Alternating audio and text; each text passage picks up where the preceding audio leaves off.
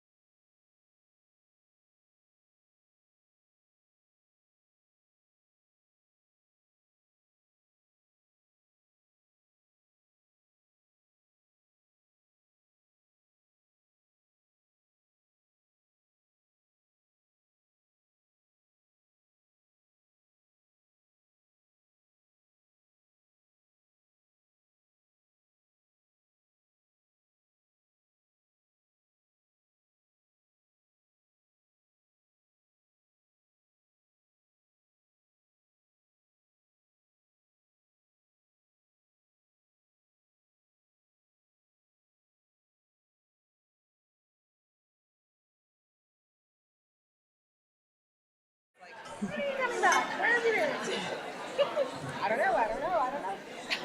Good evening and welcome to the 2026 Atlantic Book Awards Gala. We'd like to begin by acknowledging that we are gathering today in Mi'kma'ki, the unceded and ancestral territory of the Mi'kmaq. And as we collaborate with partners and celebrate the works of writers from across all 4 Atlantic provinces, we acknowledge that our work takes place on the ancestral lands of the Mi'kmaq, Wolastoqey, Passamaquoddy, Beothuk, Innu, and Inuit people of what is now known as Atlantic Canada. It is our honor as artists to have the privilege of creating, writing, working, and raising our voices on the same lands that have been the site of creation in so many forms for tens of thousands of years. My name is Oriana, and I'm the Executive Director of the Writers' Federation of Nova Scotia, and I sit on both the Nova Scotian and Atlantic Book Awards boards. Hi, and I'm Brian Raddall. I'm the chair of the Atlantic Book Awards Society. Thank you very much for coming. I know how difficult it is sometimes to get out on an evening, especially a nice warm evening, and we know that you have lots of other things that you could be doing, but you're here. So we thank you very much for being here tonight. Got some thank yous for our partners, and of course, without this long list of supporters, we simply wouldn't be here, so bear with me here. Atlantic Books Today, the Atlantic Publishers Marketing Association, the Atlantic Independent Booksellers, Halifax Public Libraries, Cabot Trail Writers Festival, the Afterwards Literary Festival, and the Writers Federation of Nova Scotia. Our thanks then to our funders, Nova Scotia Department of Tourism, Culture and Heritage, the City of Halifax, Arts Nova Scotia, and Nova Scotia Support for Culture. As well, we'd like to show our appreciation to our sponsors, Gordon Stewart, Wealth Management, Atlantic Lottery, Cox & Palmer, KPMG, Mersey Seafoods, Chester Playhouse, St. Mary's University English Department, Southwest Properties, Running the Goat Books and Broadsides, and the Halifax Stanfield Airport. So let's give them a big thank you.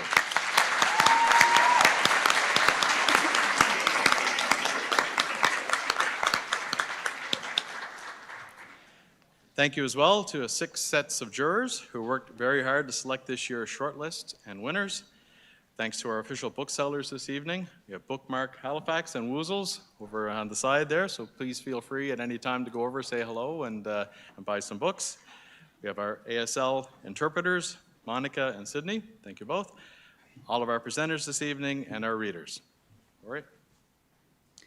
We'd like to invite out a special guest to help us warm the room. Aaron Prosper is a proud Ulnu artist and healthcare professional from the Eskasoni First Nation. Aaron is a member of two professional Indigenous music groups, the Eastern Eagle Singers, a contemporary Mi'kmaq drum group based out of Sebeganegedy First Nation, and the multimedia band Alan Syllaboy and the Thundermakers. In all of his work, Aaron takes most pride in contributing to the promotion of Mi'kmaq rights and self-determination and the preservation and revitalization of Mi'kmaq culture, song, dance, language, and traditions. Please welcome Aaron Prosper.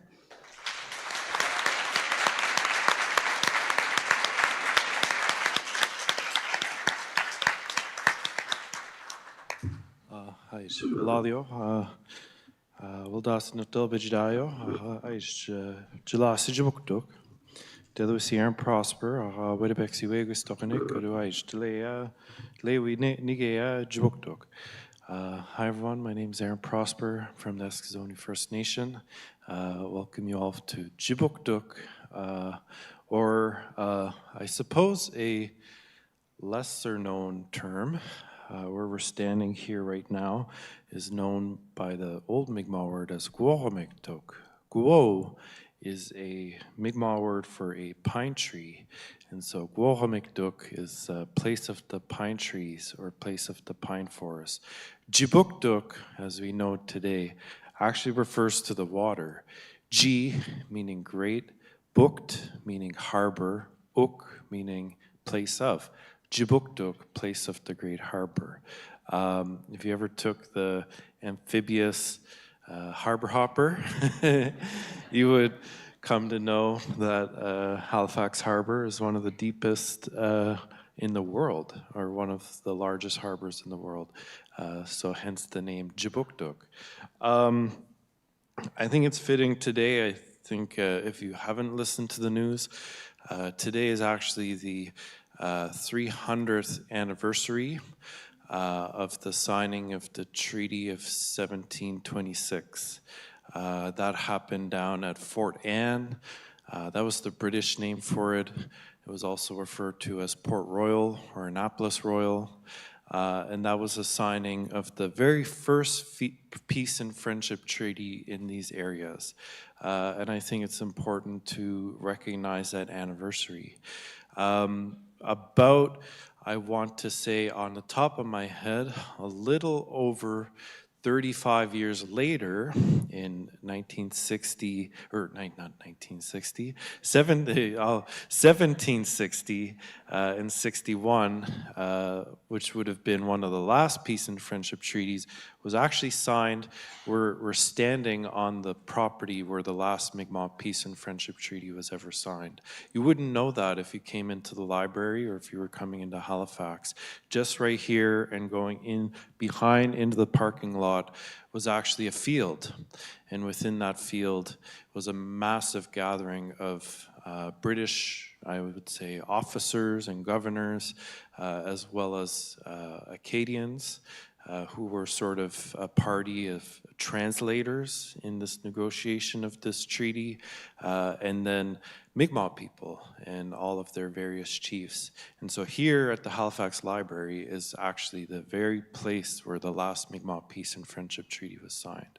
So with that, in, I suppose, recognition, I set this on, I think it was Tuesday.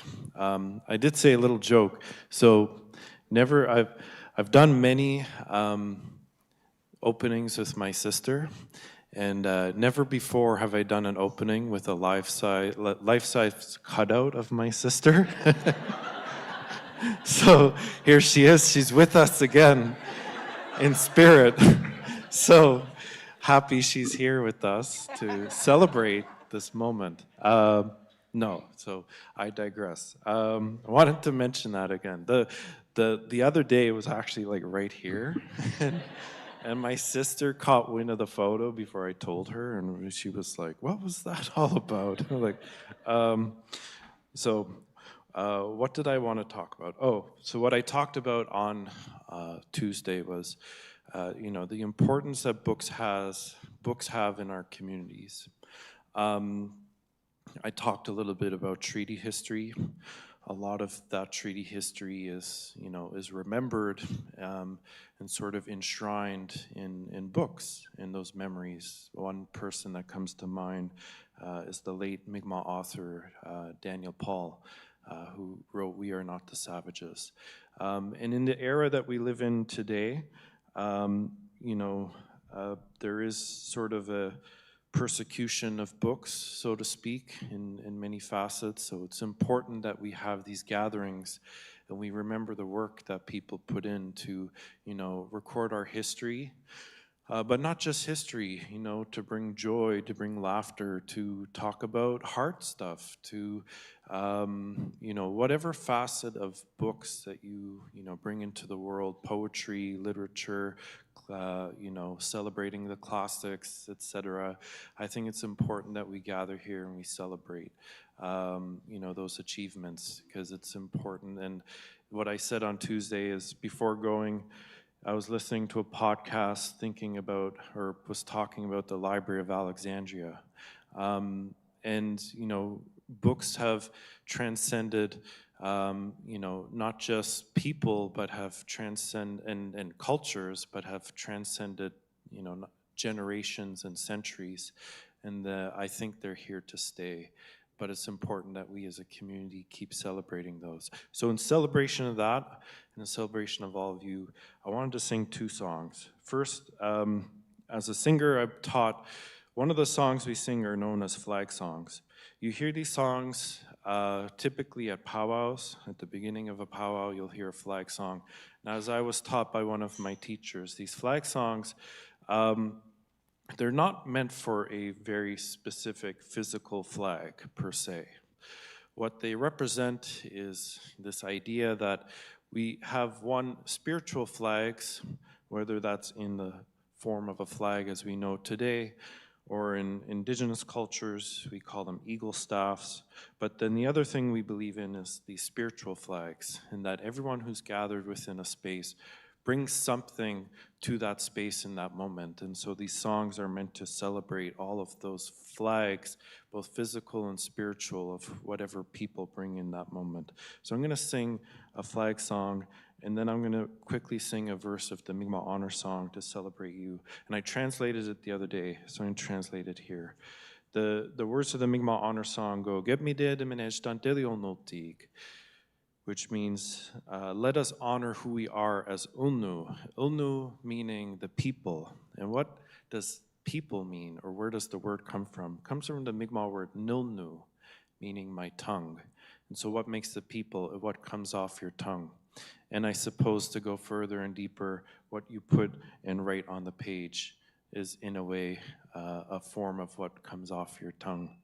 And so the other part of the verse is, "Get me dead in Eshtan Wedebek Sultig.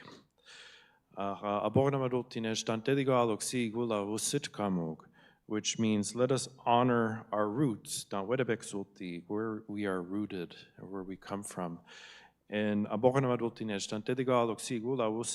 let us help each other on this earth as the Creator intended." And so that is the message of the honor song.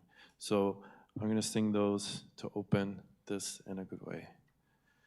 You're welcome to stand. Hey!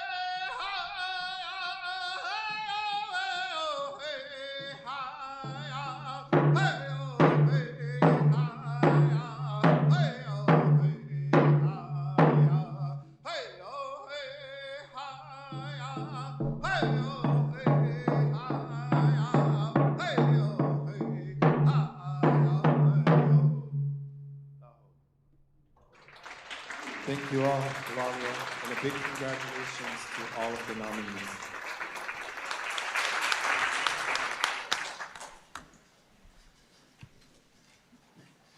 Thank you, Aaron. I've had the pleasure of listening to Aaron talk and sing a few times now, and each time you learn something new for sure, and it's always moving.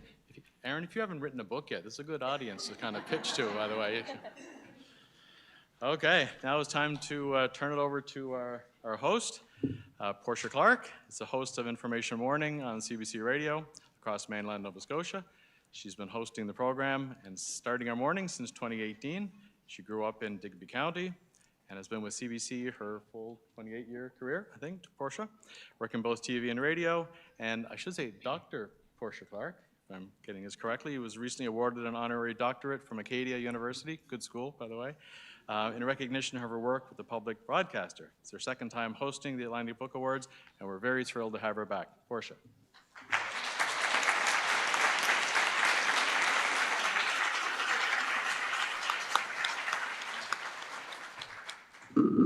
Thanks very much, and it's good to be back. Thanks for asking me back. It's been a while since I've been in front of a microphone, as some of you may know. The most common question I get, by the way, is what time do you have to get up to do the show?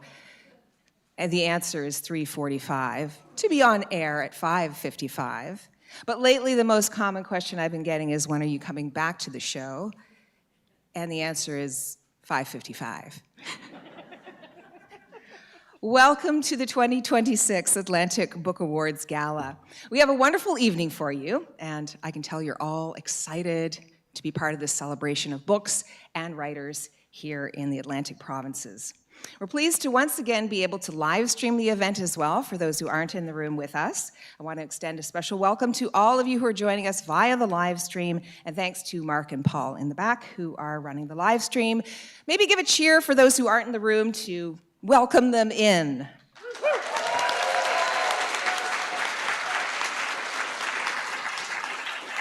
And for those of you who are here, we encourage you to take photos, share them if you like online, tag Atlantic Book Awards so those can be spread even further. We have Bookmark Halifax here selling copies of tonight's nominated books. If you'd like to browse and shop after the show. And woozles, I should mention too. Woo, woo, woozles. To note as well, there are washrooms up the stairs and over to the right. You can take your full bladders with you, but none of your beverages can leave the area. Let's get down to business. We have 7 awards to hand out tonight, and each winner, after they are presented, I'll be reading a short excerpt from the winner's book. Our first award celebrates excellence in books for children. The Anne Connor Brymer Award for Atlantic Canadian Children's Literature was established by the family of Anne Elizabeth Connor Brymer, who was a dedicated author and Atlantic officer for the Canadian Children's Book Centre. And here with us tonight to present the award are Oriana Dunker and Linda Hudson from the Writers' Federation of Nova Scotia. Welcome them warmly as we get started.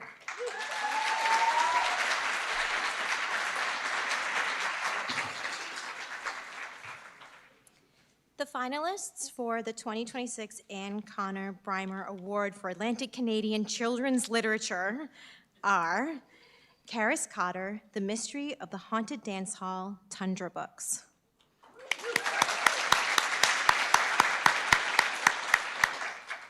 Jacqueline Halsey, Joe and the Wreck of the Tribune, Nimbus Publishing.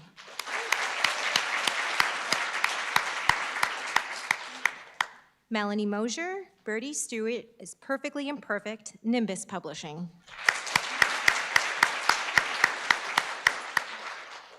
Willie Pohl, Our Ancestors' Kitchen, Anik Press.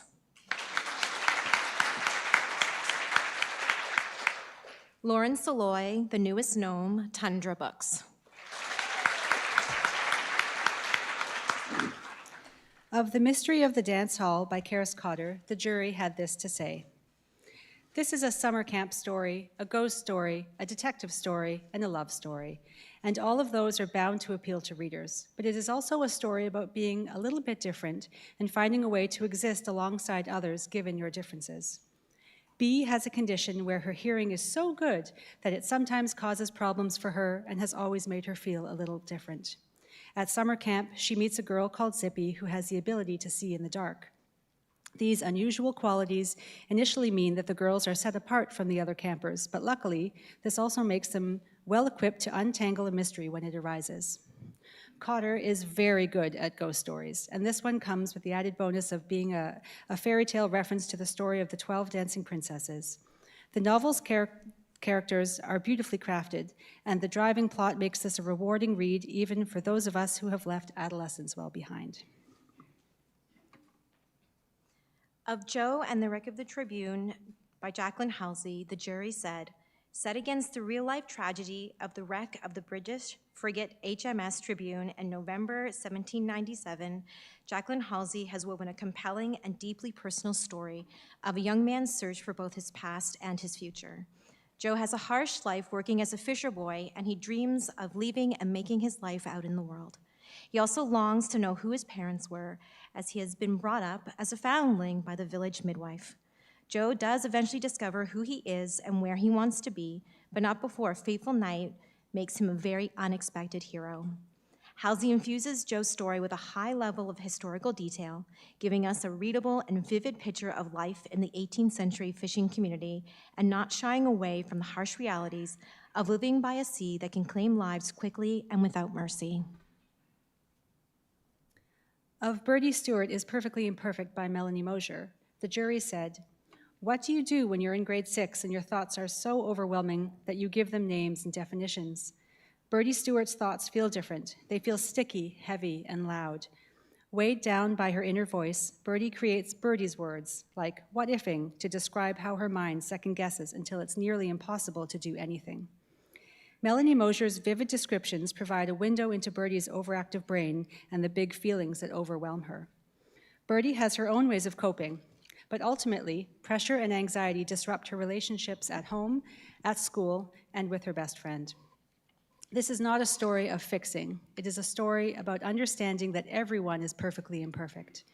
Bertie learns that there are many people who experience anxiety, including her beloved Grammy, and there are people and resources to help. This story carries an important message for readers who may see themselves in Bertie. It ends on a message of hope, stick-to-itiveness, to keep trying, to have resilience, to never give up. For Our Ancestors' Kitchen by Willie Pole, the jury said, Our Ancestors' Kitchen by Willie Pole is a joyful celebration of Indigenous family life and culture centered around the enjoyment of and historical importance of traditional foods.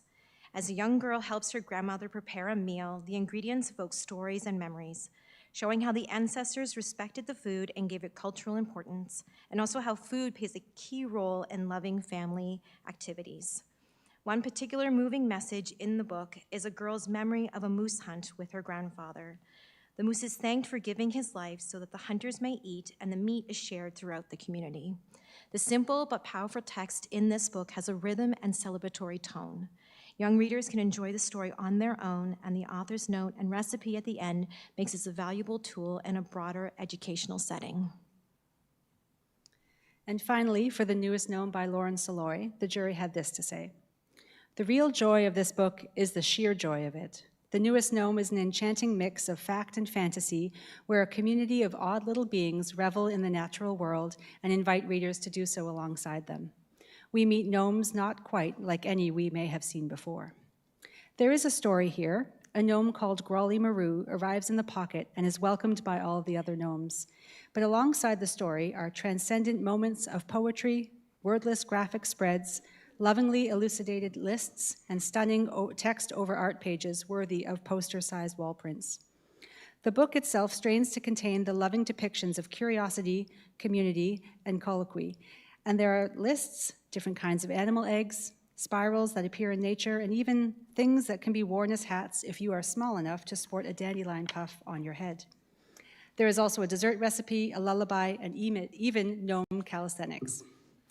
Saloy has created a world all her own, and in introducing readers to the world of the pocket, she also has much to tell us about our own world.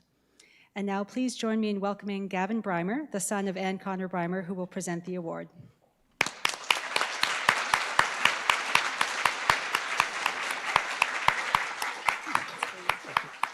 Thanks very much, Ori. Well, every year it's such a thrill to come and be here with all of you excellent writers to celebrate that excellence. My mom was a passionate educator and bookseller, and I remember well my introduction to children's literature, or at least the bookselling side of it, when I was 13, and she and her co-founders founded Woozle's Bookstore. And at that time, I remember we had about 4,000 titles, but many of those titles were not Canadian, let alone Atlantic Canadian titles. So here we are presenting the 34th annual Anne Connor Brymer Award. And I know my mother would be so excited to see all of you in the room to celebrate it with a gala and getting our fancy dress on.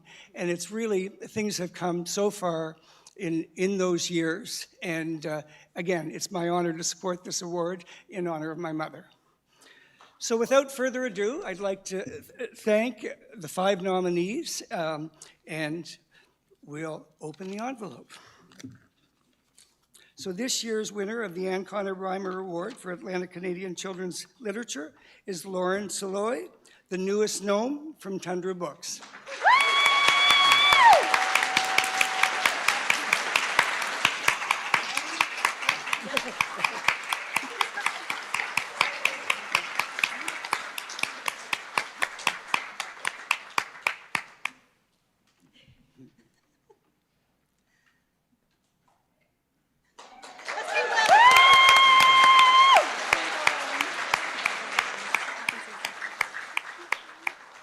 Congratulations. Hi, I was not prepared for that. So I'm shocked, but there is such a strong field, and I'm really honored even to have been a part of it, and I'm thrilled to have won. I want to thank my family. My daughter's here with me tonight. It took a bit to get us out, and we weren't sure if we were going to make it until this morning, so I'm so glad that we did. And so many welcoming faces here. I'm thrilled. And I should thank Tundra Books, too, while I'm here. My editor, Samantha Swenson, who said, I want a gnome book. And I was like, yeah, okay. And then I gave her like 300 pages, and I was like, here. And she was like, okay, let's make a book. So it wouldn't exist without her. So yes, that's wonderful. And thank you. Thank you.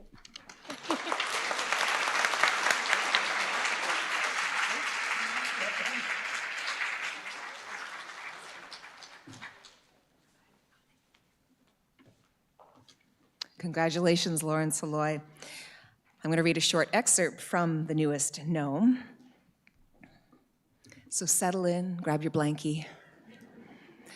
It's almost the end of the day and the sun is low in the sky. It looks like everyone got their picnic invitations. The gnomes gather and carry the snacks, baskets full of apples, mushrooms, yummy buns, and delicious seeds, back to the circle where Grawly Maru was born.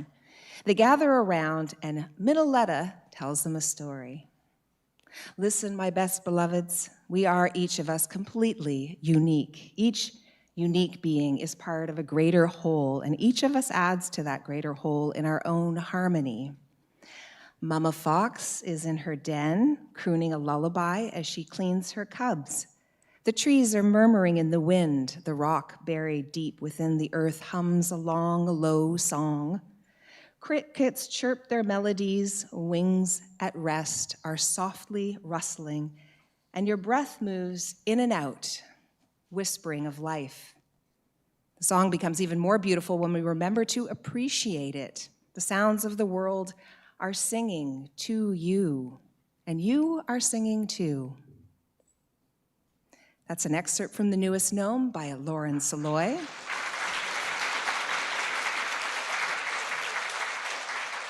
It's published by Tundra Books and this year's winner of the Anne Connor Brymer Award for Atlantic Canadian Children's Literature.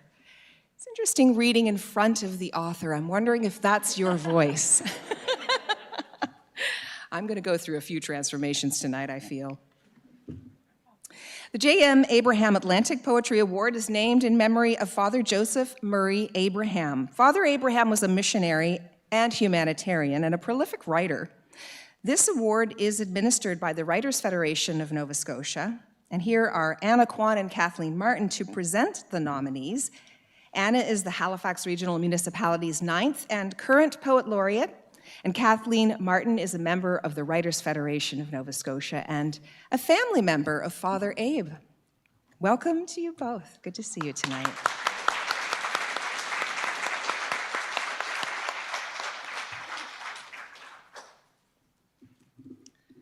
I'm just going to say a couple of words about Father Abraham, who is my great cousin in a number of ways.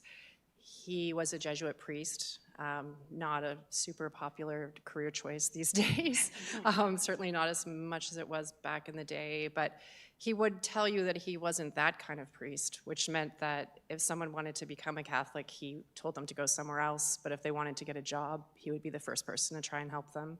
He was devoted to what was called Catholic social justice teaching, which was about trying to help people in situations where injustice existed. For him, that was trying to feed people who were desperately poor in the very northern and remote parts of the Himalayan mountains in India. I was lucky to go there myself to see all of this in action. I know he used to come and raise money to try and support all the work he was doing there, and he'd come to Canada and he'd be deeply distressed when he came because, of course, you'd see the difference between how people he loved in India were living in those really deeply impoverished places and how we were living here. And so he felt it was his job to try and find ways of obviously supporting and raising money and talking to people across the country. He traveled many, many times back and forth across Canada. And one of the things he did, and particularly in his later years, was he was an inveterate writer of poetry because he really felt, he used to send out a monthly letter every month to people who supported him, but what he really felt was there were some things only poetry could change. That if what you were trying to do, as he used to say, was empty the ocean of poverty with a leaking thimble, if that was what you were doing with your life, you had to find every way to do it. And what he really believed was there were some things that could only be changed by poems. And so that was why we wanted to name this award in honor of him. Was a deep understanding that poetry exists in the kind of interstitial space in our lungs, right? It's what allows us to breathe. And we're living in a world that is so complicated and hard, and you have to find ways of understanding it, and that is a poet's job, and we have to take that so seriously and celebrate and support our poets because they're doing this incredible work, and it's not paid well, and it doesn't always work out that way. You're often doing that in the midst of a million other things to try and make a go of it in life, but it's such sacred work, and so I'm so honored to have Father A associated with that, and yeah, just really proud to be here with all of you.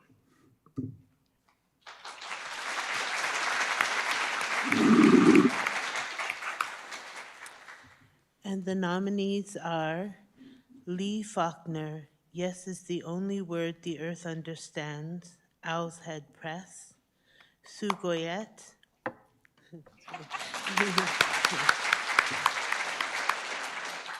Sue Goyette, Future Howl, Gasbro Press, Natalie Rice, Nightjar, Gasbro Press, Rebecca Salazar, Antibody, McClelland and Stewart, and Christine Wu, Familial Hungers, Brick Books.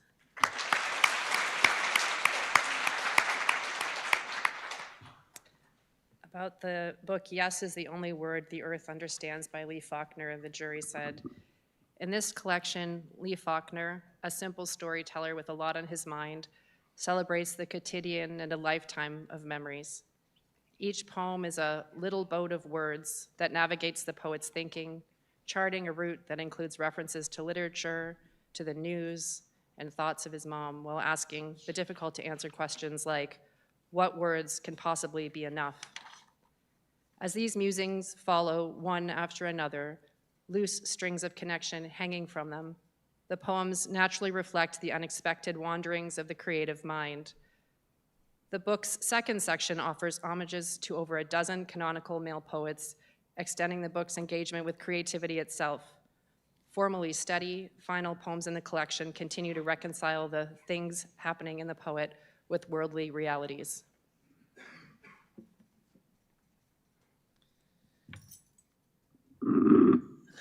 Sorry. Future How, Sue Goyette. Future How is a stunning meditation on trauma, both familial and societal. Goyette's collection transitions gracefully from one dichotomy to the next. Private agonies bleed into public denials, while families can be as bloodthirsty as wolves. Nature scenes become escapist fantasy as the animal world viewed through a computer monitor is infinitely more comforting than the realities of genocide and climate change. After all, it is easier to project human social dynamics onto the behaviors of animals than it is to interrogate the animosity embedded in human societies. Goyette boldly places humanity at the crossroads between the natural and unnatural worlds, then asks which is real. Where are the boundaries between authenticity and performance? Where do familial abuse and societal denial intersect? Where do they diverge? Goyette does not provide answers. Instead, the reader will find vivid imagery, wild feeling, and a maternal rage that is ancient and unyielding.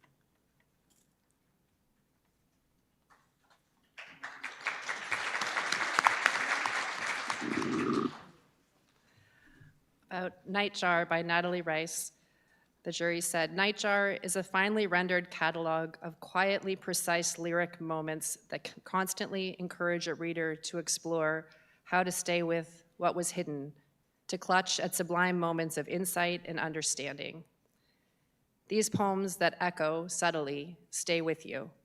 They invite rereading, revisiting, like a carefully stacked collection of handwritten letters posted from an elsewhere that is once both as familiar and startling as memory. These are artful postcards composed and sent back home from the various provinces of knowing. This book of poems steadfastly does the hard work of lifting stones, while also pausing to measure out the distance between mist and river. Once you've made your way into and through its immersive language and use of metaphor, a dark bloom inside another dark bloom, you are left in anticipation of whatever comes after.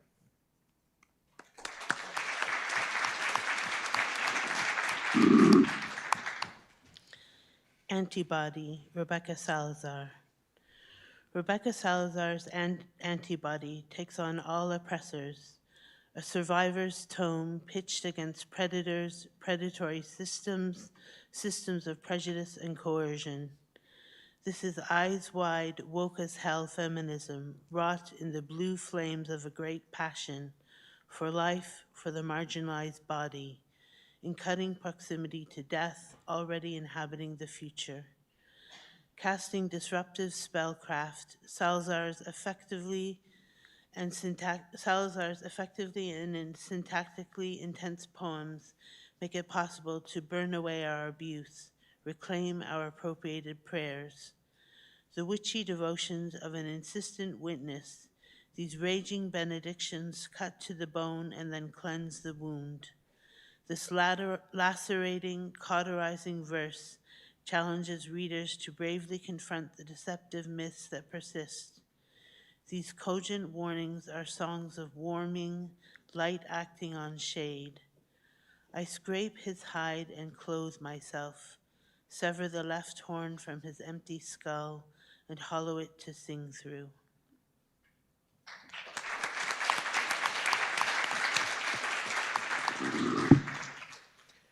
About Familiar Hungers by Christine Wu, the jury says that Christine Wu invites the reader to join her at the dinner table. Through the metaphor of food, Wu explores family history, trauma, and estrangement.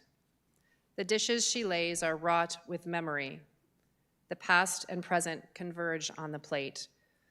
Wu's work underscores the notion that a recipe cooked 1,000 times in adulthood cannot measure up to the meal once eaten in childhood, but the attempt remains. Her poems explore food as a source of connection and disconnection within the Chinese diaspora, but also within one's own family. What makes a dish truly perfect? Its faithfulness to the recipe, to those who came before, or the taste it leaves on your tongue? Wu's collection offers no answers. Instead, she offers us a feast, a stunning poetic debut that will leave you satisfied yet hungry for more.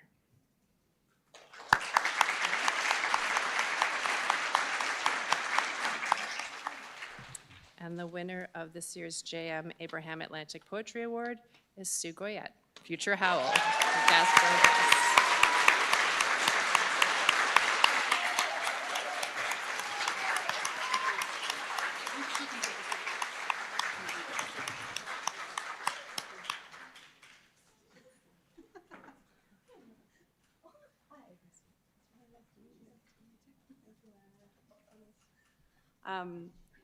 I didn't expect that. I was like, what? I've been practicing my that is the best book that should win, not me, because this is a really tricky book. So first of all, we are all treaty people. What an auspicious night to be here together. We're also creative with a government that is slashing our livelihoods, and I am so gracious for and grateful. I'm so grateful for each of you and the work you do that does not get paid nearly enough, and you're not honored as the caregivers who are striking right now and the people who are taking their time to make art as a way of reckoning and calling a better future for us. I am so grateful for the work you do. I am so grateful.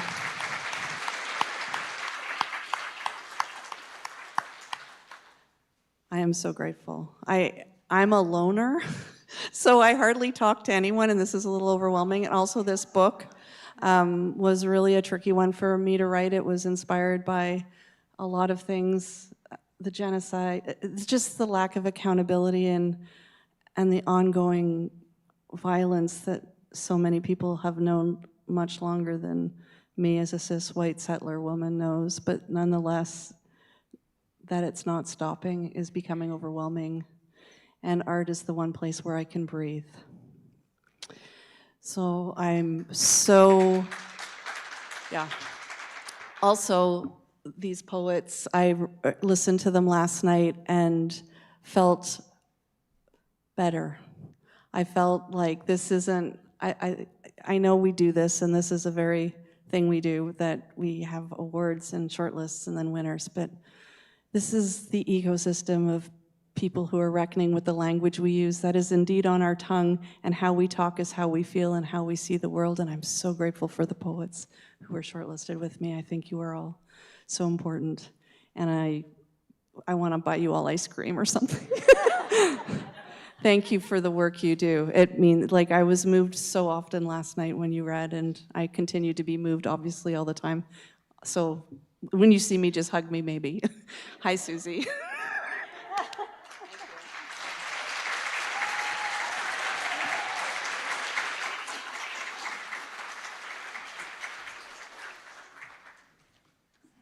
Thank you for your words and your sentiment and your call to action and your appreciation and offer of ice cream, Sue. Here is a passage from Sue Goyette's Future Howl. The wolf's ears are alert. Whatever it is approaching. There is only drama so far, anticipatory and off-screen. Another version of Requiem on the move. The light is just beginning to do what it does, and its brilliance falters.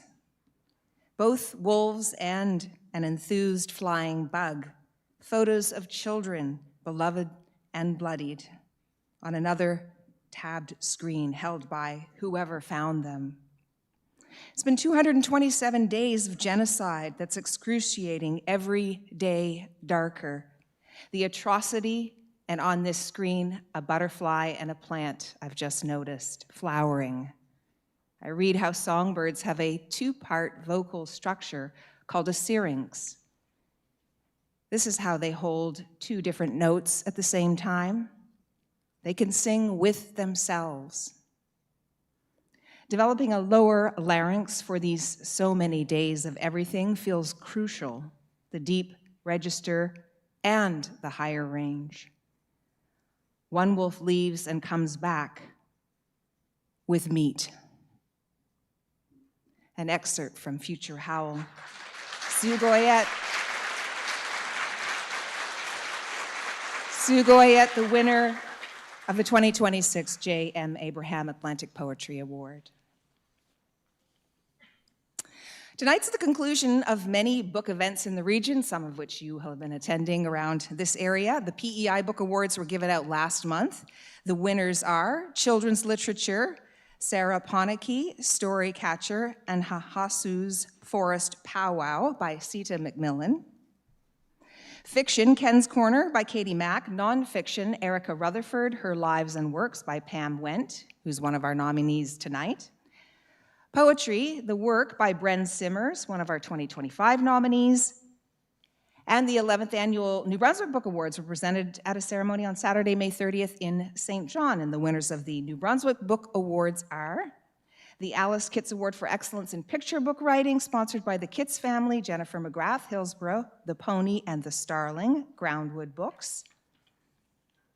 The Books for Youth and Young Adult Award, sponsored by J.D. Irving, Evan Jones, Moncton, What to Do When You Don't Know What to Do, that was independent. The Fiddlehead Poetry Book Prize, sponsored by the Fiddlehead, Ian Letourneau, Fredericton, Metadata from a Changing Climate, that was from Gasbro Press, which I believe is based in New Brunswick now. The WFNB Nonfiction Award, sponsored by the Brennan family, Carissa Donkin from Fredericton, also with the CBC. That was for Breakaway, the PWHL, and The Women Who Changed the Game from Goose Lane Publishing.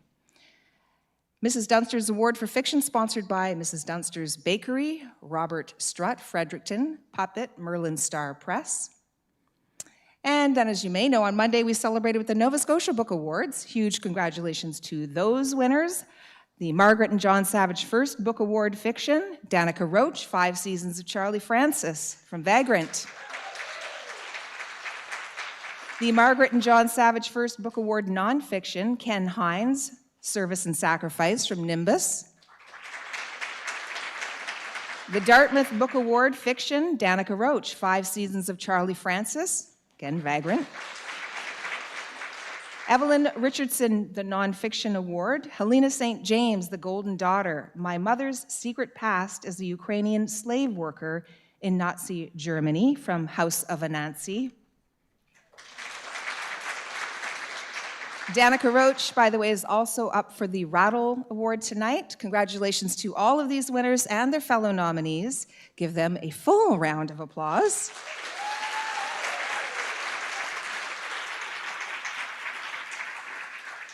And I should mention that the Newfoundland Book Awards winners will be announced at a point later on in the year.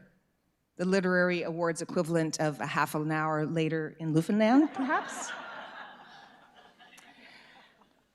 So, the Atlantic Independent Booksellers Reader's Choice Award invited readers to vote for their top pick, and boy, did you vote. After 2 rounds, more than 2,000 votes, first narrowed to a top 10, and then a top 5, and tonight, the winner. The top 5 are Even More Ghost Stories of Nova Scotia by Mr. Vernon Oikel. Just Around the Corner by Yvonne Rumbold-Jones. Owl, Kara Griffin. Storm the Ballot Box by Joanne Roberts. And The Austins by Sarah Emsley.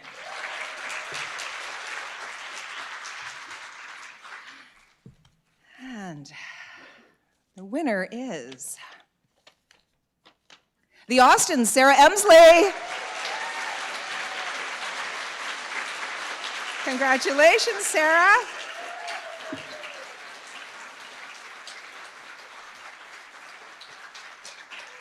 Sarah was featured in a CBC Atlantic Voice documentary which was very enjoyable and you can still find on the on-demand site. Congratulations, Sarah.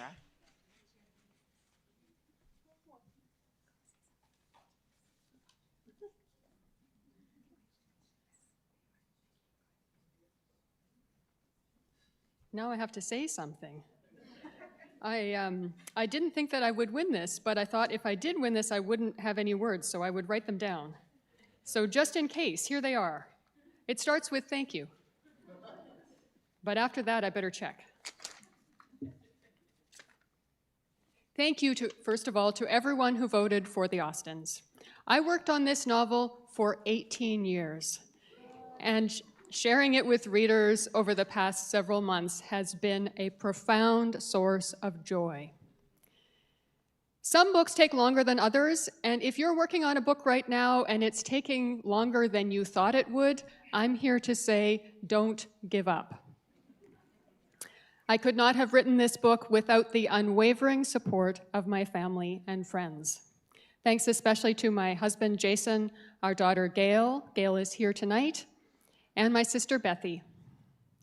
The book is dedicated to my parents, John and Lorraine Baxter, who raised my siblings and me in a house filled with books, and they read my novel and discussed it with me many times over the years, and I'm deeply grateful for that. Thank you to the Atlantic Book Awards. Thank you to Pottersfield Press for taking a chance on the Austins. Congratulations to all the other nominees, Vernon, Joanne, Kara, and Yvonne. Thank you to the amazing Atlantic Independent Booksellers for all you do for all of us.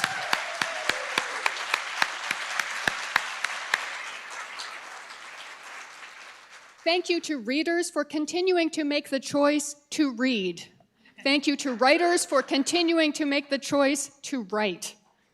And to everyone who's cheering for books, especially books and libraries in Nova Scotia right now. Thank you.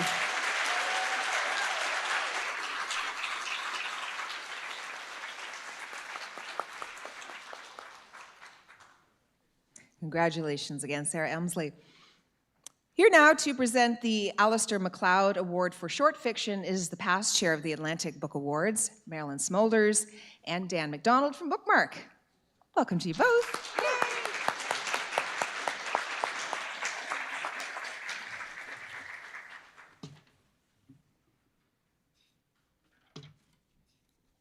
The finder spot.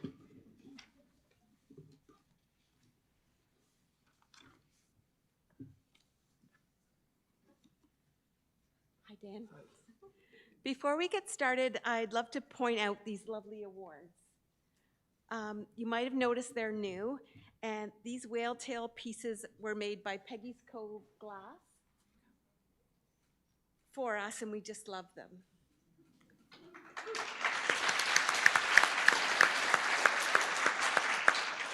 They were so kind as to take some in-progress photos of the process.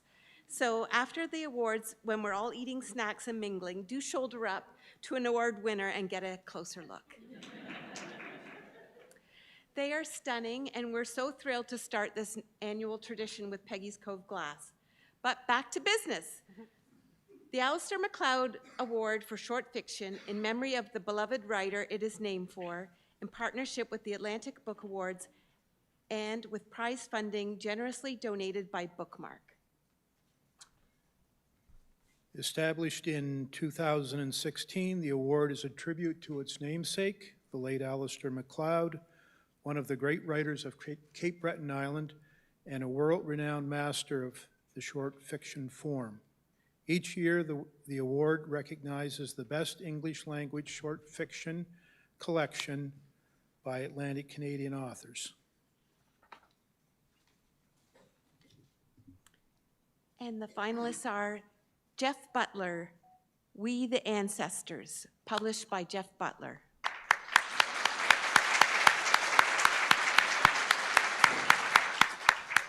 Shelley Thompson, Winter Sky, Vagrant Press.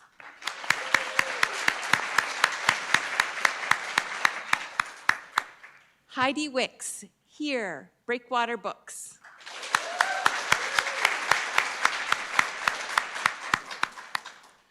We, the Ancestors by Jeff Butler, With more than 400 full-size pages of paintings, poems, and songs, Jeff Butler has given us a beautiful book filled with stories told by the citizens of a mythical heritage village, a step back in time when life was simpler, slower, quieter, a time travel as it were.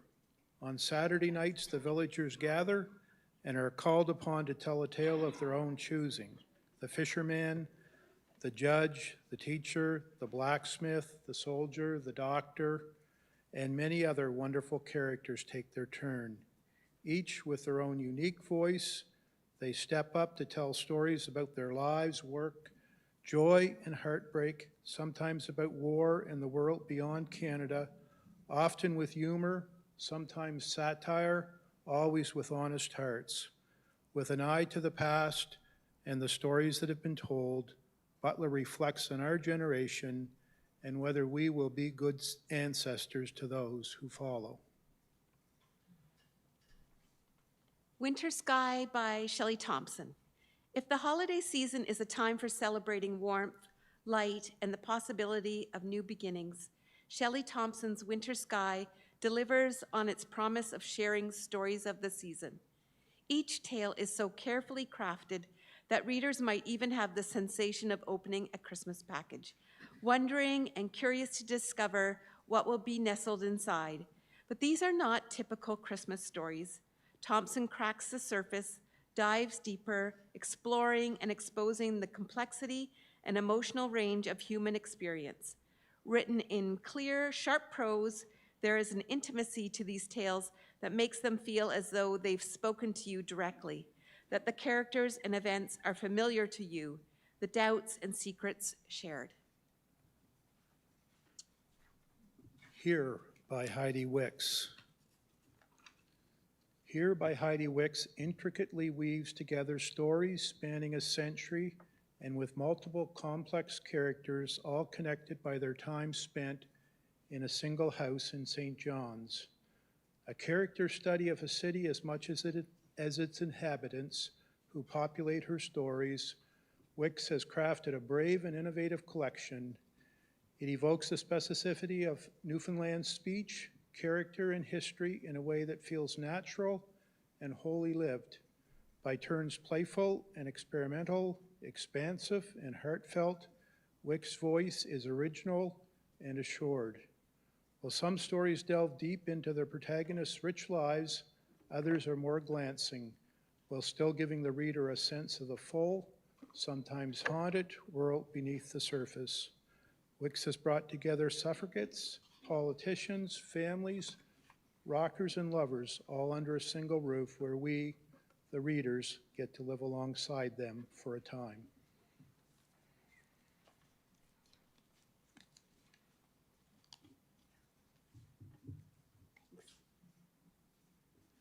I know what's in here.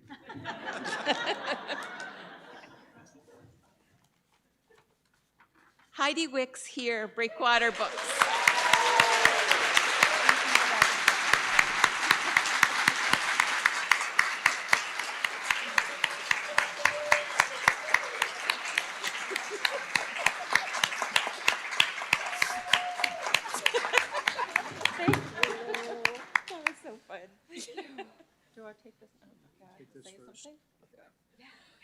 Wow.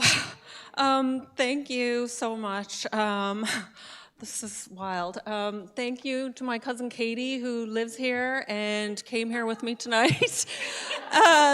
Thank you to Marilyn, who drove me to Cape Breton and back, and were so wonderful, her daughter Jessie.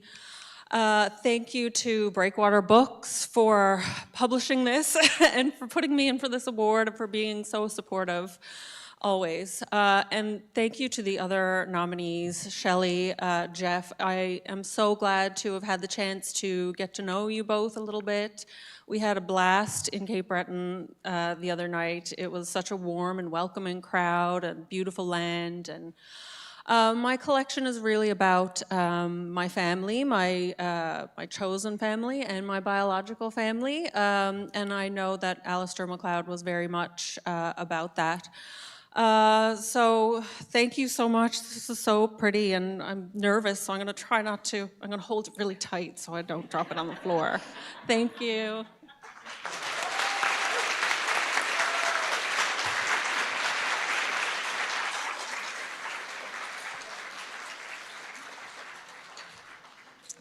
Congratulations, Heidi. Here's a small taste of here.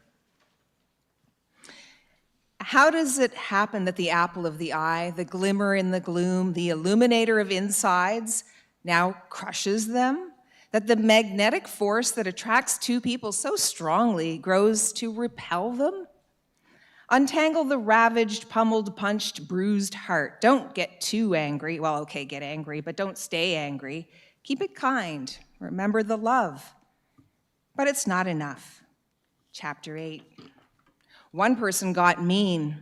The other person gets mean. One person stops listening. The other person does the same. Trust broken.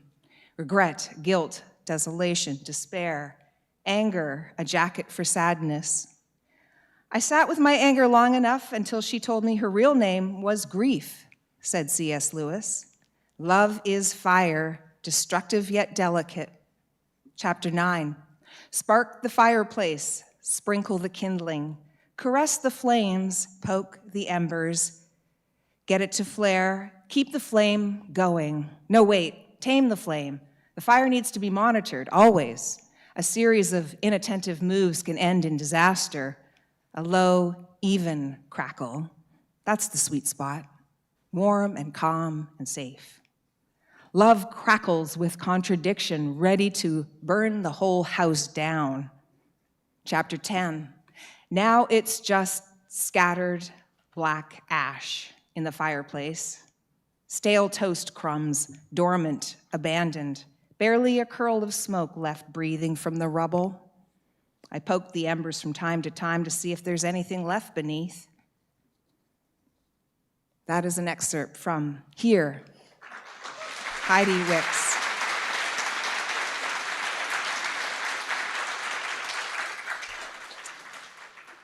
Heidi is the winner of the Alistair MacLeod Award for Short Fiction. The Atlantic Book Awards Society established the Atlantic Legacy Award in order to honor those who've made a lasting contribution to the development of the literary arts in Atlantic Canada, people who've gone above and beyond the call of duty and who have, through innovation and risk-taking and self-sacrifice and creativity, provided opportunity and inspiration for those sharing Atlantic Canadian stories through writing and publishing. And here to present this year's Atlantic Legacy Award are Dean Job and Kim Pittaway. Welcome, Dean and Kim.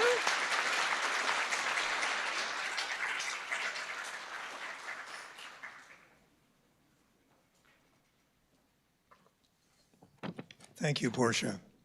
I almost think I should say spoiler alert as we outline the reasons why such a deserving candidate this year. This fall, one of Atlantic Canada's best-known authors will release a new book, his 13th. Traitor's Game is a detective novel, a mystery set in Halifax during the Second World War. But it's no mystery why Stephen Kimber is this year's recipient of the Atlantic Legacy Awards for his contributions to building this region's vibrant literary scene. In a writing career that has spanned more than 5 decades, he has published 10 nonfiction books, and the new novel will be his 3rd. He's a 3-time winner of the Richardson Award for Best Work of Nonfiction by a Nova Scotia writer, and has won or been finalist for many more national and regional book awards. Stephen has also been one of our most trusted and influential journalists. He has written countless commentaries, features, and investigative reports on politics, public affairs, business, and a host of other subjects. He founded one magazine and edited 3 others. His columns in the Daily News, Metro, and most recently the Halifax Examiner were must-reads that spoke truth to power. Stephen has won 11 gold and a dozen silver Atlantic Journalism Awards, a silver National Magazine Award plus 4 nominations for that award, an ACTRA Award for Best Radio Documentary, and a Center for Investigative Journalism Award. There's so much to unpack here that it takes 2 of us, so over to you, please, Kim. Thank you, Dean. Stephen's record as a writer is impressive, but his impact extends far beyond his own pages. Stephen joined the University of King's College School of Journalism in 1980. During his time as professor, he also served as the school's director for 9 years. In 2013, along with Donald Sedgwick, Stephen co-founded the King's Master of Fine Arts in Creative Nonfiction program, recognized as one of the top writing programs in Canada. It has produced close to 300 graduates, and more than 90 have published or are about to publish their books with Atlantic Canadian and national presses. Stephen was the driving force behind launching the MFA in fiction in 2022 and retired from King's in 2025 after shepherding the program's first fiction students to graduation. In the wider writing community, Stephen has been president of the Writers' Federation of Nova Scotia, on the boards of the Writers' Union of Canada and Access Copyright, on countless committees and advisory boards, and hosted dozens, likely hundreds, of panels, readings, and author events. He is an exceptional writer, an exceptional teacher, a generous colleague, and a champion of democracy, the arts, and education. We can think of no finer recipient of the Legacy Award. Please welcome Stephen Kimber.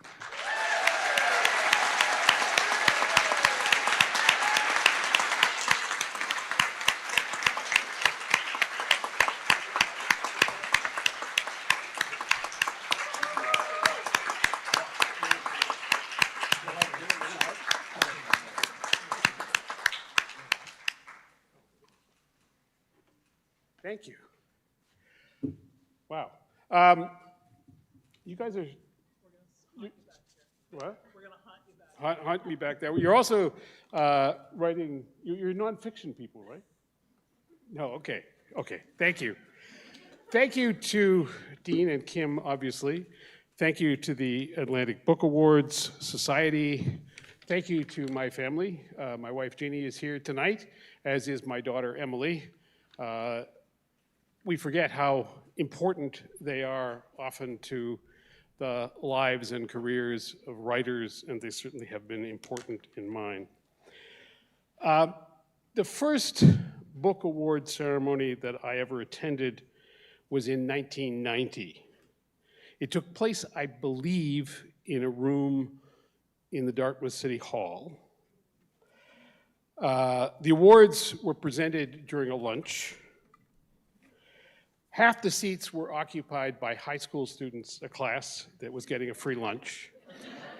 They were there, obviously, for 2 reasons. One was to introduce them to this writing community, but also to fill up the seats in the room that night.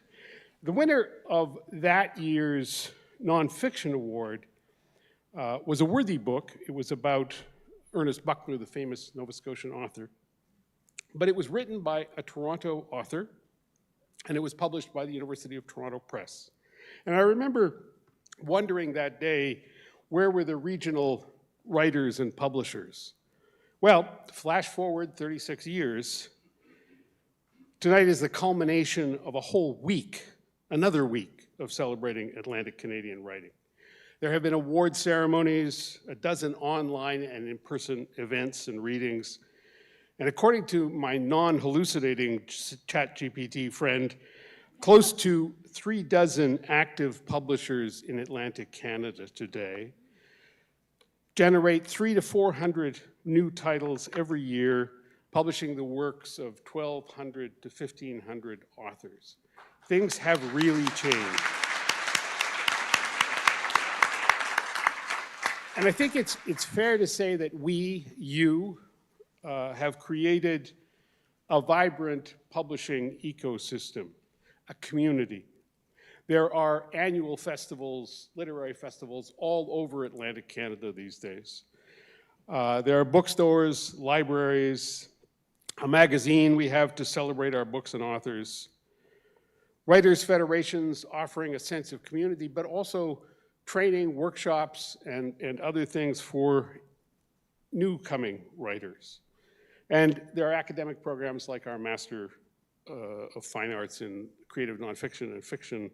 And as Kim mentioned, the number of those graduates who have published is pretty amazing. There are hundreds of emerging, exciting writers unearthing important, diverse, book-worthy stories they want to share with readers. So witness the nominees that you're about to hear for the Raddall Awards. But it has taken a lot of people, a lot of effort to create that vibrant community I spoke of. Too many to name, but let me name just one, and that is the late John Savage, the former mayor of Dartmouth, the former premier of Nova Scotia, who helped inspire and organize that 1990 Book Awards event in Dartmouth City Hall. His name and that of his wife grace several of our most prized writing awards these days. John Savage understood the importance of the arts and of storytelling. I mention his leadership because, as we all know, the arts are under attack in this province and in this region, thanks to massive provincial budget cuts and the elimination of a very modest but very important program to support publishers in Nova Scotia. And now we have the recently announced closure of 5 small local libraries in the Annapolis Valley that provide an important sense of community there as well. The good news, I guess, for me is that when those cuts were announced, the community here stood up and protested and said no.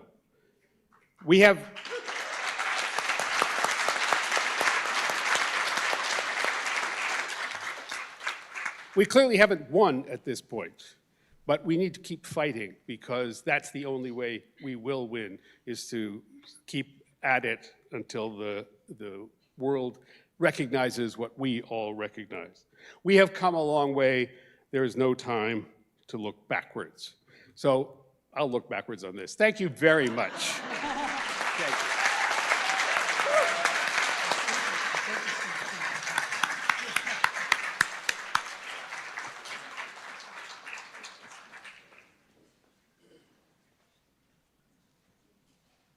Congratulations, Stephen, and for graciously joining us often on Information Morning. The Atlantic Publishers Marketing Association Best Atlantic Published Book Award, sponsored by Friesens Corporation, goes to an Atlantic Canadian publisher whose book best exemplifies excellence and achievement in publishing in Atlantic Canada during the previous year. The jury for this award considers all of the elements that are involved in getting the book into the hands of readers. And here to present the APMA Award is Donovan Bergman, the Canadian Sales Manager of Friesens Canada. Donovan, thank you for being here.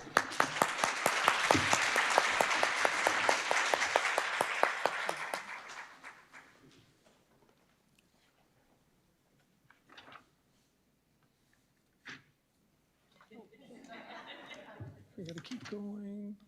This may be yours. I think here I am. Here I am. All right. Good evening. I'm grateful to be here to represent the 600 plus employee owners of Friesens based in a small town, southern Manitoba, Altona. Happy to be here to represent you. Honored to present this award. Happy to be here as well with my friend and colleague, Ron Such. Without further, give Ron a round of applause. The nominees for the award are Goose Lane Editions, Erica Rutherford, by Pam Went.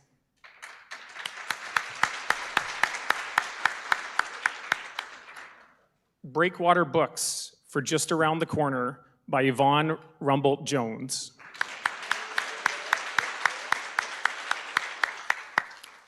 Breakwater Books, For Openly Carl, by Carl Wells.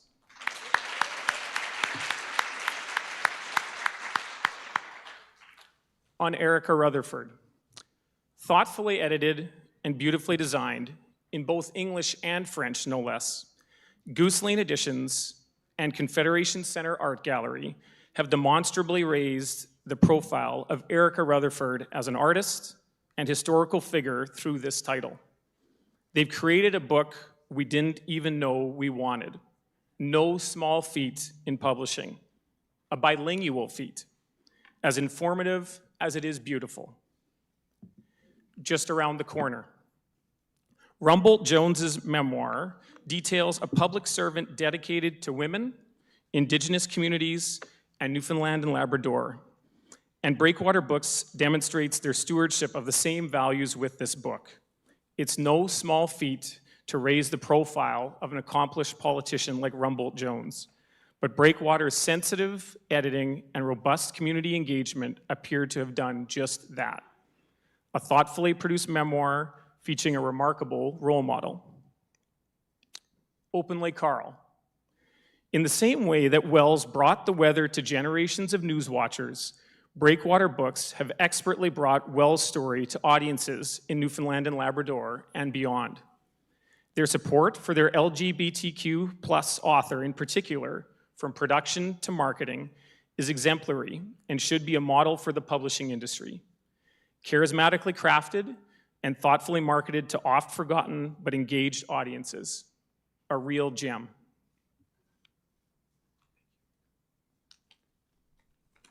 And now the fun part. And the winner is Goose Lane Editions for Erica Rutherford by Pam Went.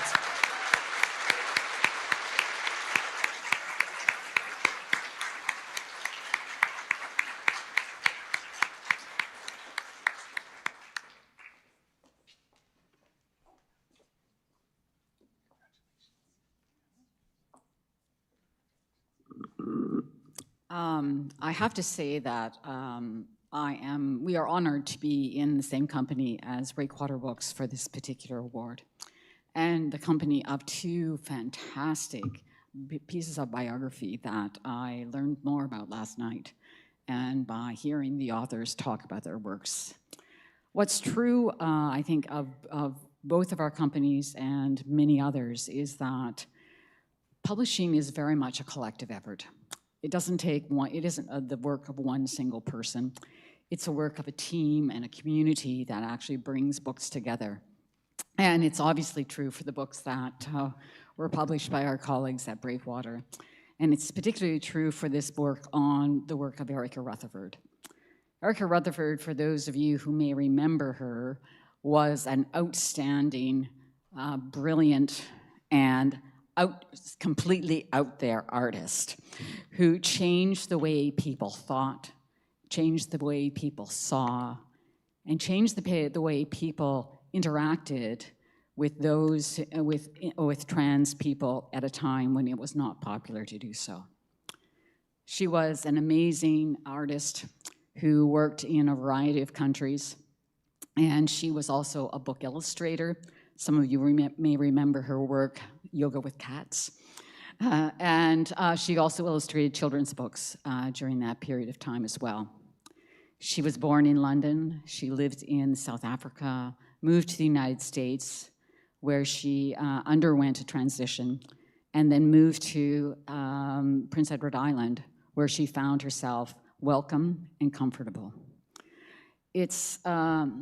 Her work was exhibited certainly a lot during her lifetime, but there was a quiet period after her death when, in fact, it somewhat disappeared from the public eye. However, in the last few years, largely due to the work of Pam Went, who wanted to be here this evening, but is hanging 4 exhibitions that have to open on Saturday. And so he sends his regrets, saying, it's a bit of madness right now at the Confederation Center.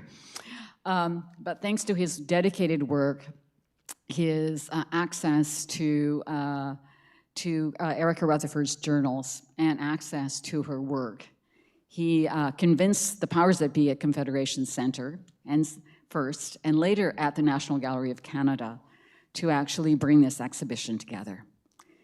Thousands of people saw it at the Confederation Center. Tens of thousands saw it last summer at the National Gallery.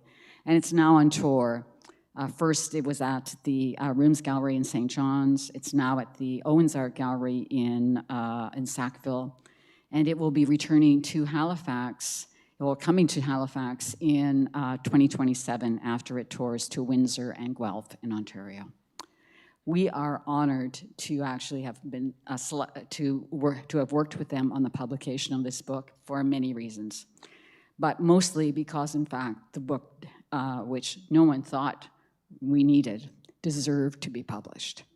And our full team at Goose Lane worked on this, from editors to designers, and I have with me this evening Julia Scriver, my partner in the business, who also designed this beautiful book. And I'll let her talk to you about that.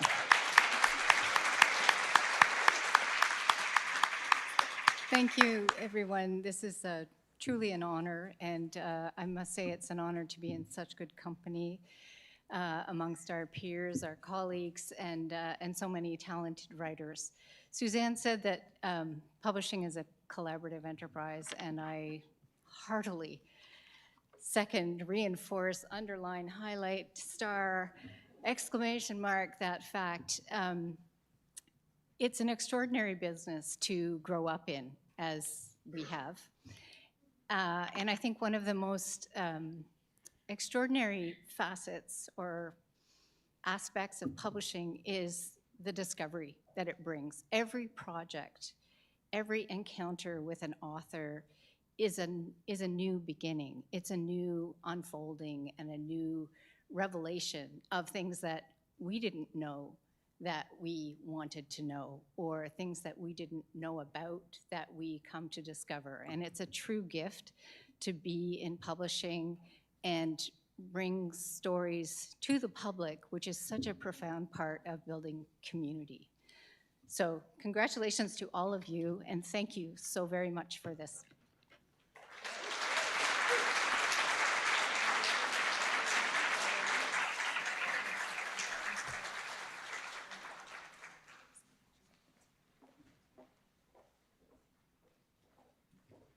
Thank you, Suzanne and Judy, and congratulations. A bit now from Erica Rutherford, published by Goose Lane Editions, which takes you inside their creative process. While it was all part of the fabrications required to mask her true identity, being an artist and making the art she made had been integral to the healing process of self-discovery. In an artist talk given in Charlottetown in the early 1980s, Rutherford reflects that she must always have been, even if unconsciously, articulating the transformations and struggles of her life in art.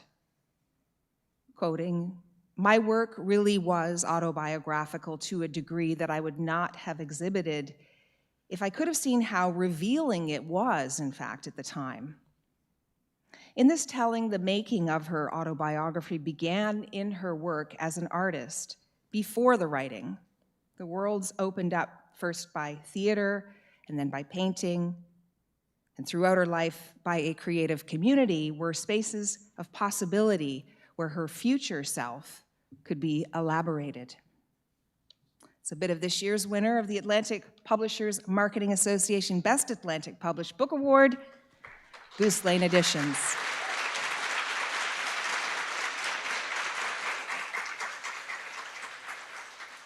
That's Erica Rutherford by Pam Wendt. Okay, deep breath. Valued at $30,000, the Thomas Raddall Atlantic Fiction Award is the largest literary prize in Atlantic Canada and one of the largest in the country. This prestigious award is intended to provide writers the gift of time and peace of mind. It's administered by the Writers' Federation of Nova Scotia, and to present this year's nominees is last year's winner of the Thomas Raddall Prize, David Hubert. David, welcome back.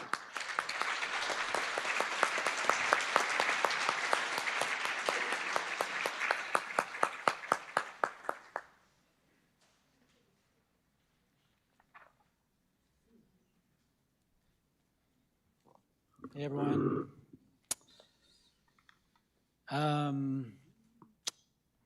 Hi. The nominees are René Bellevaux, A Sense of Things Beyond, Vagrant Press, Jamie Burnett.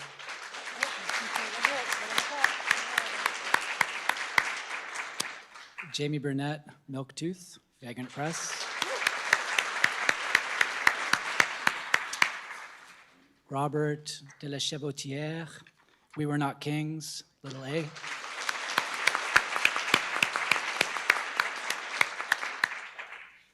Danny Jacobs, The Ignis Psalter, Porcupine's Quill.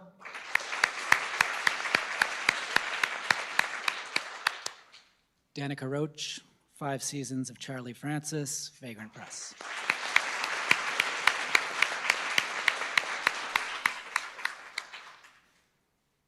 A Sense of Things Beyond by René Béliveau. Moving seamlessly between the front lines of the First World War and post-war Nova Scotia, A Sense of Things Beyond by René Béliveau explores what it means to suffer unimaginable loss of both family and time, and how 2 people work to reclaim and remember. Rose, a nurse eager to offer her services on the battlefields of Europe, and Frederick, who loses 4 years when imprisoned in Germany at the outbreak of the war, return home with a markedly different perspective of the world than those around them. While Rose and her sisters grieve the loss of a loved one, Frederick is intent on remembering, recording, and understanding how the unimaginable could happen. As they navigate this new world, they find one another and help each other heal the unimaginable wounds that only they can understand.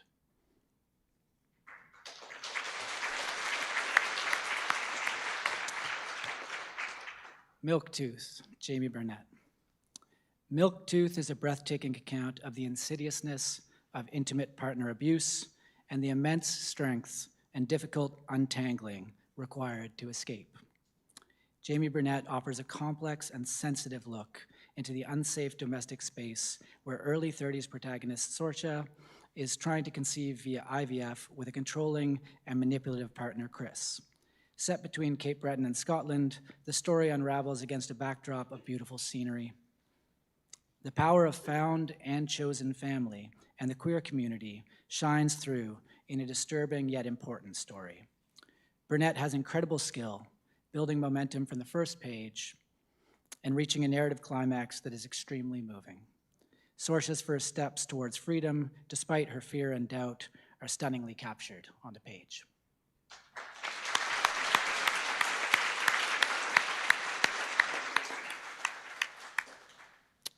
We Were Not Kings, Robert de la Chevaudière. In We Were Not Kings, Robert de la Chevaudière explores family dynamics that have been interrupted by alcohol, infidelity, and violence, while at the same time weaving a story of love and the work we do to protect those we cherish. Solomon, the older brother to Junior, is determined to keep the peace in his fractured family. Junior, on the other hand, has no time for a father who has disappointed him at every turn. Moving between the island nations of Guadeloupe and Strasbourg, the 2 brothers try to find a lasting peace and a future without violence, only to face a wrathful younger half-brother intent on destruction. The 3 brothers attempt a relationship that none of them truly understand, until the unfathomable leaves one alone in the world he tried to make better for the others. Powerful, hopeful, sad, and beautifully written, We Were Not Kings is a testament to the remarkable storytelling abilities of Robert de la Chevaudière.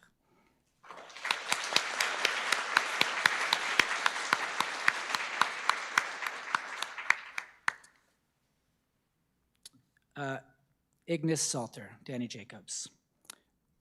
Reading Danny Jacobs' debut novel, The Ignis Psalter, is like staring into a flame. Captivating and effortlessly poetic, the story weaves together research and imagination, a story sparked by a rumored real-life generational arsonist in Petit Kodiak. Jacobs reimagines Petit Kodiak as the village of fire, where budding arsonist Cotton Steeves is ritualistically burned and scarred by his uncle Lester, a fox farmer and pyromaniac who also happens to be the tallest man in Petit Kodiak. The Ignis Psalter doubles as the title of a book written by Lester himself, which is later discovered and prized by a young collector named Morton Lounsbury, and which connects him to Cotton, who by this point is a locally infamous recluse. Bizarre and atmospherically unnerving, the novel creeps towards revelation as the village's mysterious history is revealed. Jacobs has crafted a series of complicated and fascinating characters and cast them against an enticingly detailed portrait of the region.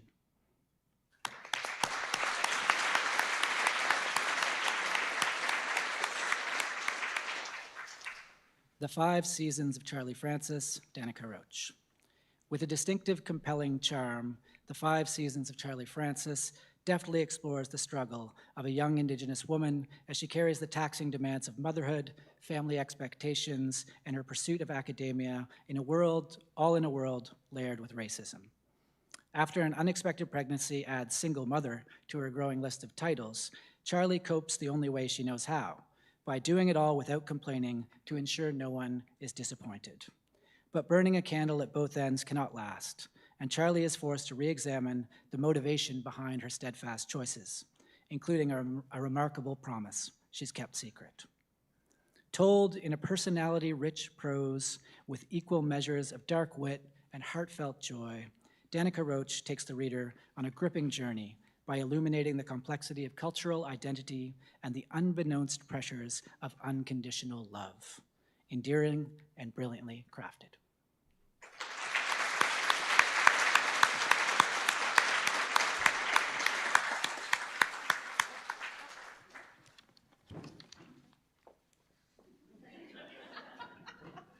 It's just a single line, but it's powerful. And to announce this year's winner, we have Tom Raddall III.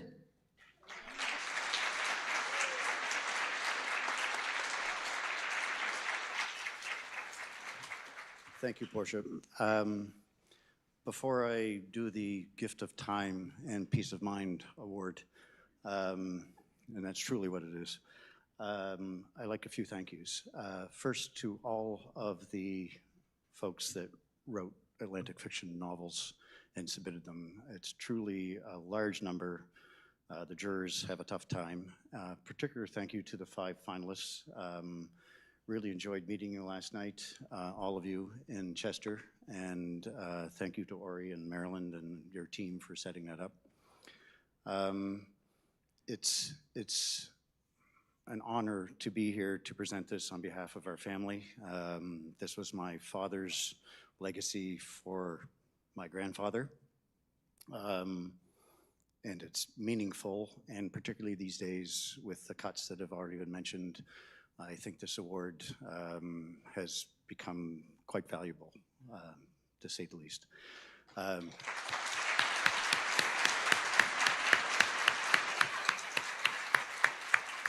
A particular shout out to Stephanie and KR. I really love the Raddall raise for the last 5 Tuesdays. I know I told you that last night, but I don't know where KR is. If you're watching KR, thank you. It's tremendous.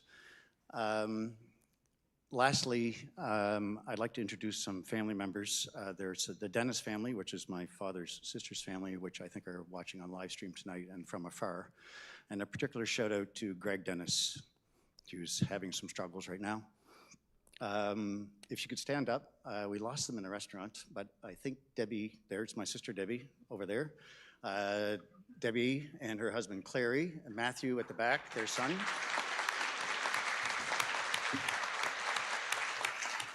And over to my right, your left, my wife Kathy, and my son Thomas IV. And his bride, as of a month ago, Julie.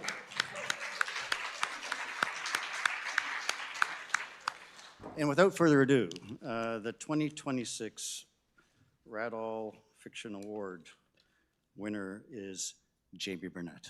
Thank you.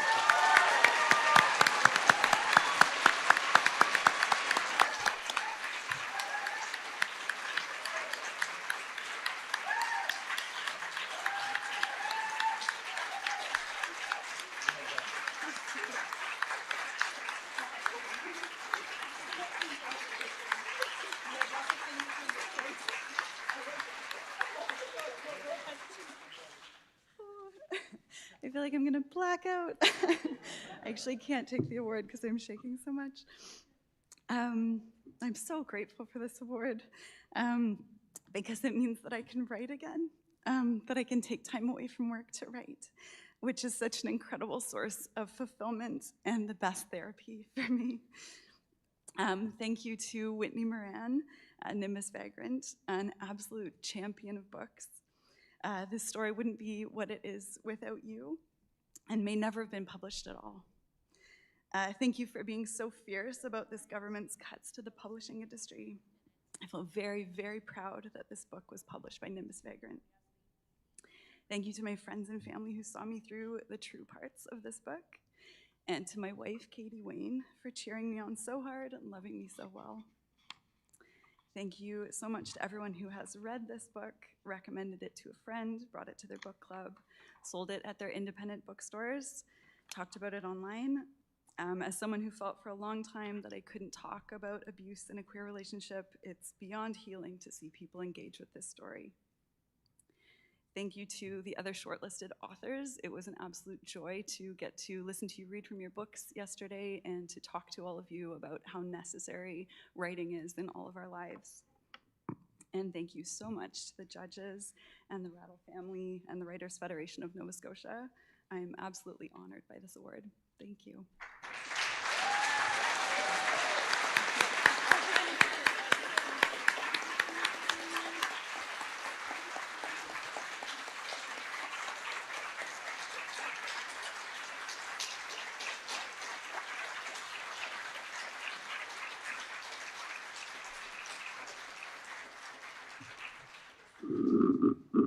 And here is part of Jamie Burnett's Milk Tooth.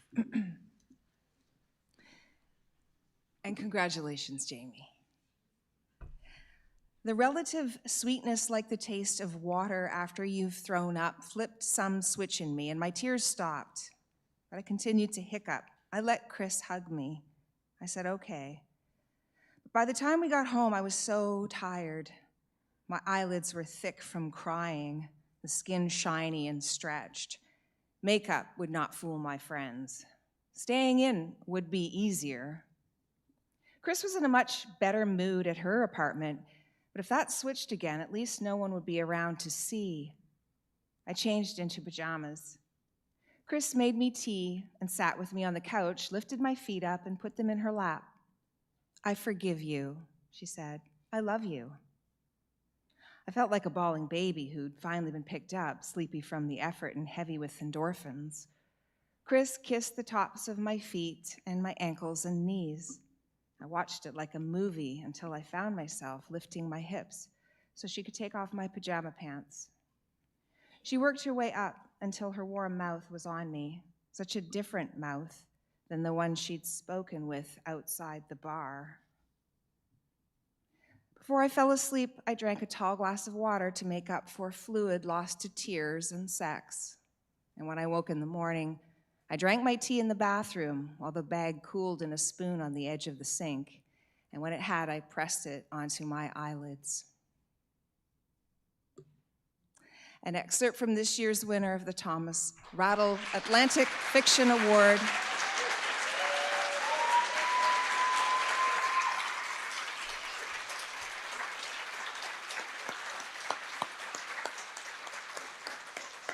Congratulations again, and heartfelt congratulations to all of the nominees of the 2026 Atlantic Book Awards. We applaud this year's deserving winners, and of course, all of the nominees and writers. You might have noticed on the way in this evening there are some surprise book bundles for sale over there. $20 for a wrapped bundle of 3 books, and you get to spin the wheel for a prize. Told it's fun to spin. Brian's over there gonna show us it is.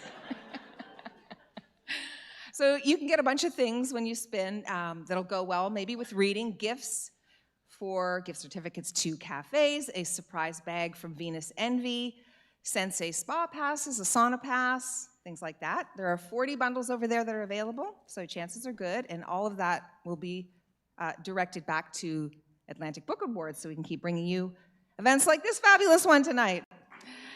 Brian is here, the chair of Atlantic Book Awards, and it looks like you have a bundle that you are you going to reveal here, or? Let's see what I got. First of all, okay, yeah. What'd you win? Okay. Mountain tarot cards? My sister loves tarot. So okay, we've got a book of tarot cards here. All right. And Yeah, those are fun. let's see what else we got here.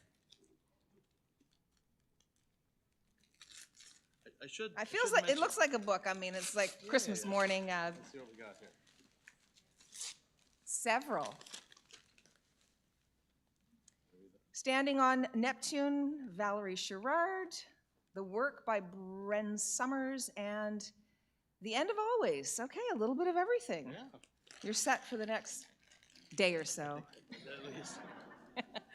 So Brian, you wanted to just end on a couple of notes here? Okay, I'll leave those with you. Or you could read my tarot. We'll do that later. That could be scary.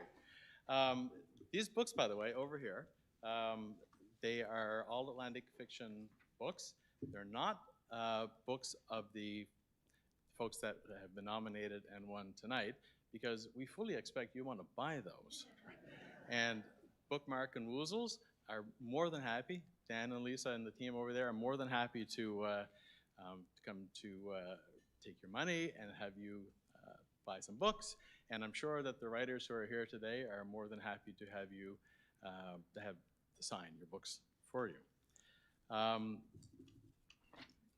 I'm out of space.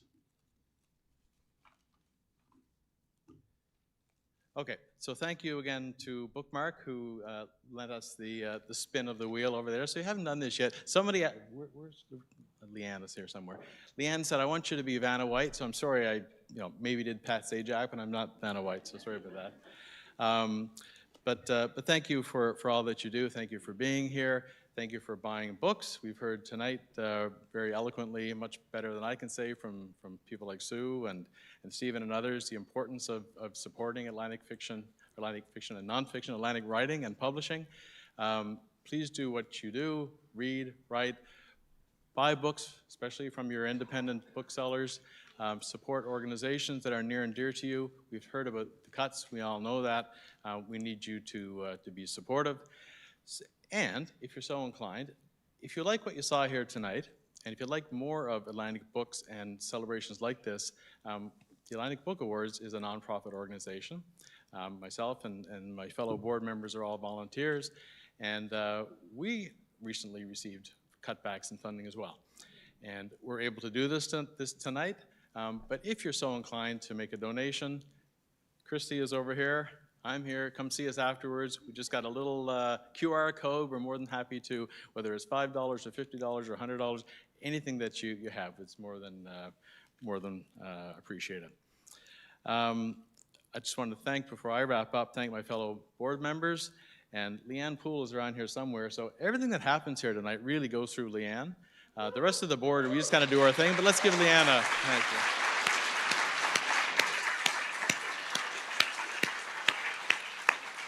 She's here somewhere. She just won't show her face. But anyway, thank you to Leanne.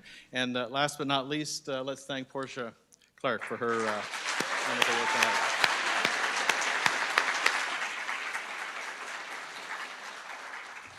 Thanks so much, Brian. And for all of you for being here tonight, keep reading, as Brian and everyone has encouraged you to do, Atlantic Canadian books, and writing them. Bye to everybody who was on the live feed. Thanks for joining us, too, from wherever you were coming from. And stay in the room, chat, and be part of the celebration, the after party. Thanks so much.